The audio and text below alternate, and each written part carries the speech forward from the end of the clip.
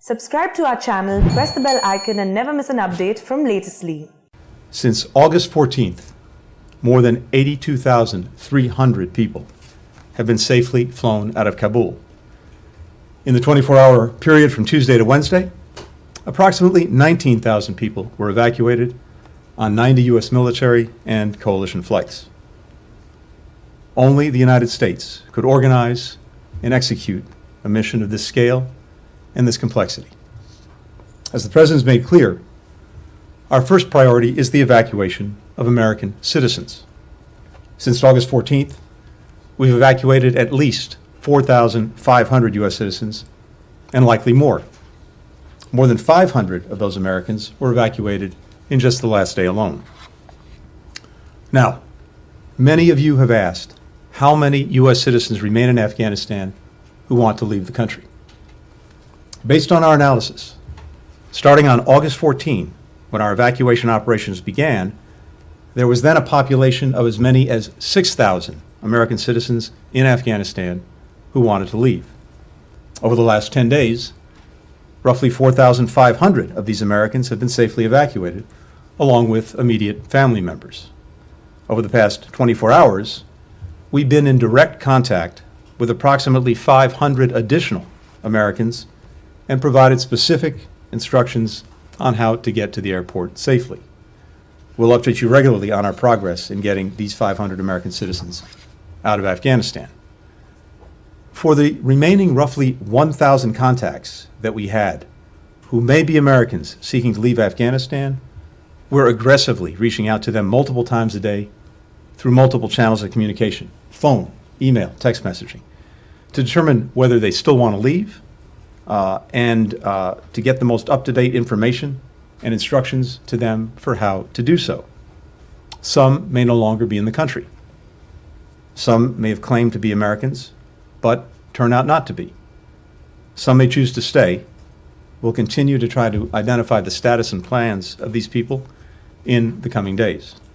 Thus, from this list of approximately 1,000, we believe the number of Americans actively seeking assistance to leave Afghanistan is lower, likely significantly lower.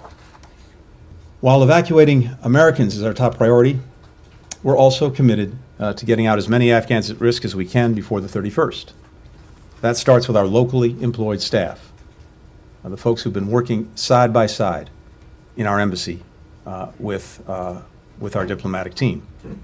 And it includes special immigrant visa program participants and also other Afghans at risk. It's hard to overstate the complexity and the danger of this effort. We're operating in a hostile environment in a city and country now controlled by the Taliban, with the very real possibility of an ISIS-K attack. We're taking every precaution, but this is very high risk.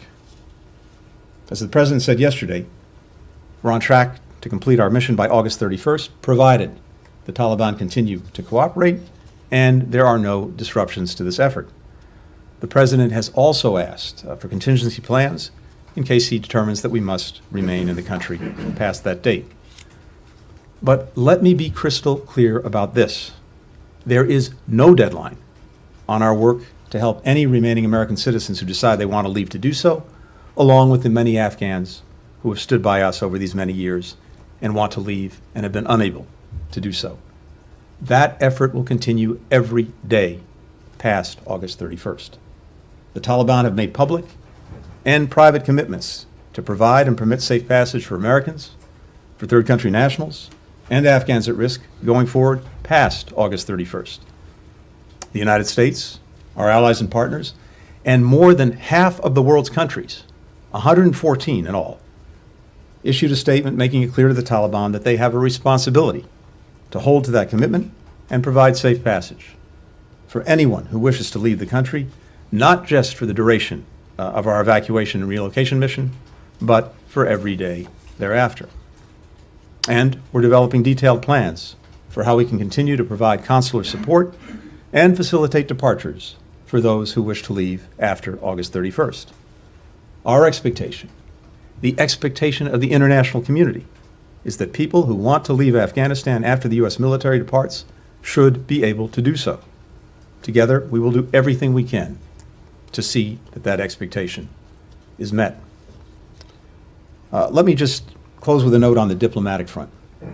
In all, more than 24 countries on 4 continents are contributing to the effort to transit, temporarily house, or resettle those who we are evacuating.